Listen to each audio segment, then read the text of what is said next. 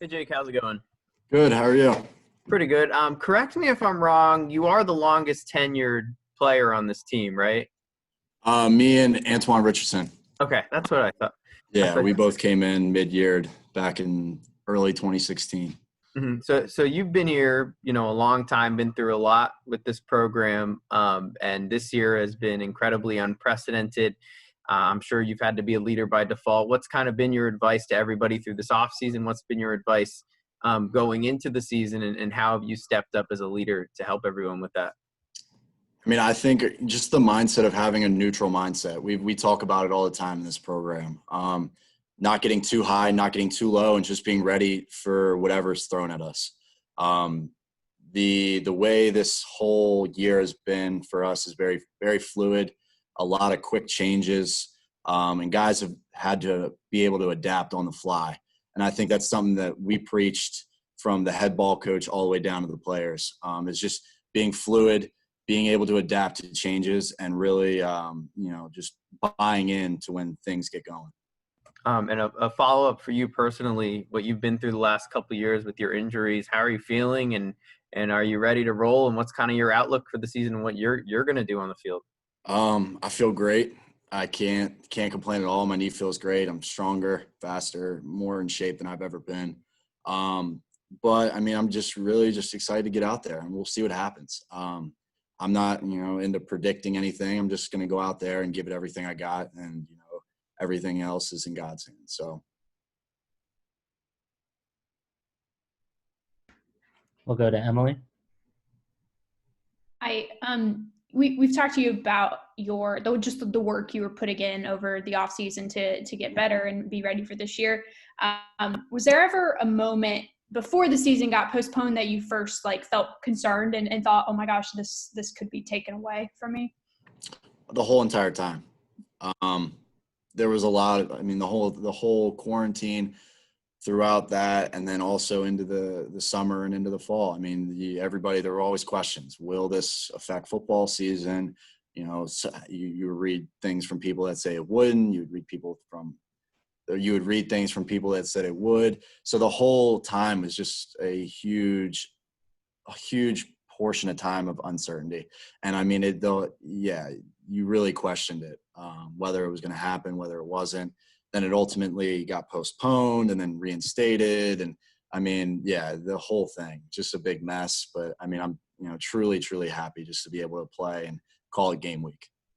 And with the injuries you've been through, and I know at the running back position, you share the carries and the load, but to be listed as the starter after everything, what was it like to be in that spot? And what's the reaction of your family and specifically your brother? I mean, just truly happy. There are very, very, very few people that really understand what the last 2 to 2.5 years have been like for me, from a physical standpoint to a mental standpoint. I mean, it's been a long 2 years, to say the least. And my older brother, I wouldn't be right here if it wasn't for him. He obviously owns a physical therapy company and has been a vital part of my rehab process, as well as the athletic trainers here at the University of Maryland. And I mean, he's, my biggest supporter, my biggest fan, and I can't, my whole entire family is just really proud and really happy. And, that's the thing that means the most to me. Go to Lila. Hey Jake, how have you been? Good. How are you? Good. You mentioned just how hard, those last 2 years have been. I know Loxley has, placed a big emphasis on, mental health with you guys and just making sure that, he's really looking out for you guys as a family. Like, how much did he kind of help you and kind of the team having that mindset over the last year? Oh, for sure. I mean, you had a lot of support in this building, from the coaching staff to my teammates, to the athletic trainers, to the weight room staff. And I can't thank everybody in this building for the amount of time and effort that they put into me to be able to get me back to where I am right now. But yeah, Coach Locks did a great job emphasizing mental health and, having people in the building that were, coaching you through these tough times. So, obviously very thankful for that. Charlotte McBride. Hey there, good to see you. Hey, Charlotte. It's great to see you. You said that the off season has been an emotional roller coaster for you, as we can all imagine. And now finally, week 1, it's here, and coaches said you will have a major role in this offense. What are the feelings going through your head this week as you're getting ready for game day? Just being as prepared as I can be, mentally, physically, just being ready. Getting in the film room, studying their defense as much as possible, as well as, getting my body to the point where it can be at its peak. And, have that all combined on Saturday. And obviously we know that there's excitement, but are there any first game jitters back? Because you're finally back in this. For me, not really. The last 2.5 years have kind of numbed me out in terms of first game jitters and that kind of stuff. So I'm just, extremely thankful and blessed to be able to go back out there, wear the uniform again, and be able to play for my teammates. Thanks so much. Good luck. No problem. Thank you. Go to Jacob Steinberg. Hey Jake, how are you? Good. How are you?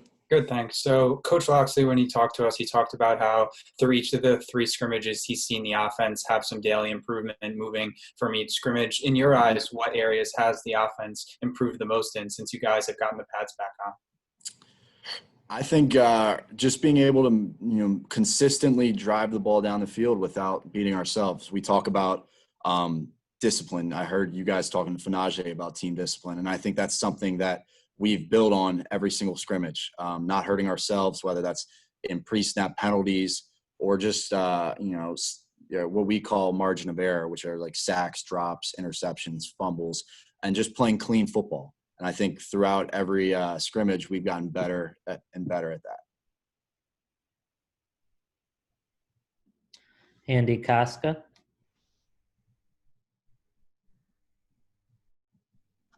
Hey, Jake, sorry about that. How are you doing? Good. How are you? Yeah, I know you mentioned your brother Josh is kind of a big part of your development getting back.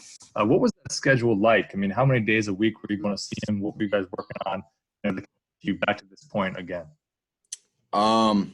So during quarantine, I'll just start there, was when the bulk of my rehab was going on. I would be lifting with my friends in the barn 4 times a week.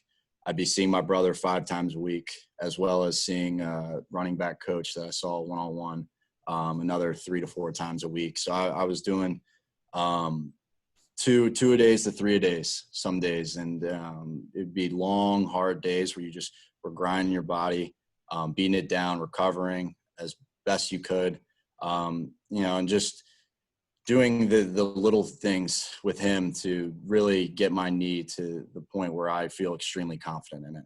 Obviously the first time around didn't work out so well, but we went back, we tweaked a couple things that we did in rehab. We were able to really, have more time this time to be able to stress what we wanted to stress in the rehab process. And just from there, I mean, it was just, every single day just coming in with him and him pushing me to be the best that I could be. And he's my brother, and he's somebody that's been there for me since I was a little kid. And I mean, he's always pushed me to be the best and knows my limits and knows when to pull off. And yeah, I mean, I'm just truly blessed to have him. Daniel Berger. Please unmute. Hey Jake, how's it going? Good. How are you? Can't complain. So we talked about this season how you've had to adapt and adjust to changes on the fly. So I want to know, as one of the team leaders, how are you acting as a watchdog, making sure players are staying safe outside of the practice facility? I mean, it's really just checking in on guys and just making sure, what we emphasize in the building is emphasized outside of the building. Ultimately, I can't control 105 guys. It's not physically possible for me, as well as all the other leaders on the team. But what we do try to do is try to emphasize core values that we preach, because ultimately, if we want to play this game and guys are committed to this game, guys are committed to this season, you have to do these things. You have to make the sacrifices, and telling guys that we are all sacrificing together. Everybody wishes they could go do what they want on a Saturday night sometimes, but ultimately, staying in bed and watching Netflix may be the best option nowadays. And then ultimately after the season, if you want to go do that, you can go do that. But in the season, it's all business and it's all football. Go back to Lila. You guys have the 2 new running backs joining you guys, making up half of the running back room. Just what have you seen from each of those guys so far in practice? They've both done a really great job. You really can't describe them. They're 2 completely different running backs, but they both are going to be key offensive weapons for this university in the near future. They bring a lot of energy, they bring a lot of grit, and they really truly want to be great, both of them. And I can't wait to see what they do in the future. I'm really, really excited for both of them. How would you describe, their different playing styles and their unique skill sets for each of them? So I would consider Isaiah a really strong runner. He's got a very, very, very developed body for a freshman running back. You can ask any of the defensive players. He runs very hard, hard to tackle. And then Penny is just a big body. There's not a lot of guys like him who can move at his size. So, I think that's just a 1-2 punch that's going to be very, very lethal in the next couple of years. Thank you. Go to Ed Lee.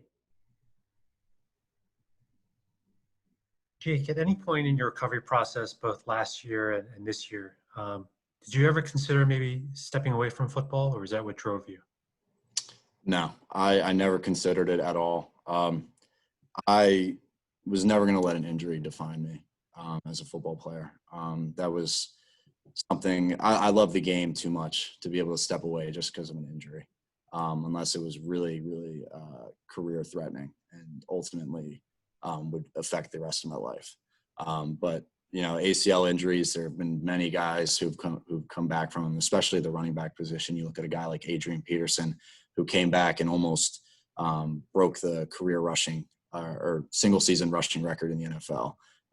There was just too many cases of guys coming back and succeeding after the injury to where I was like, I have to do it. So. Is there a different mindset knowing that you're the lead running back? No, nothing changes in my eyes.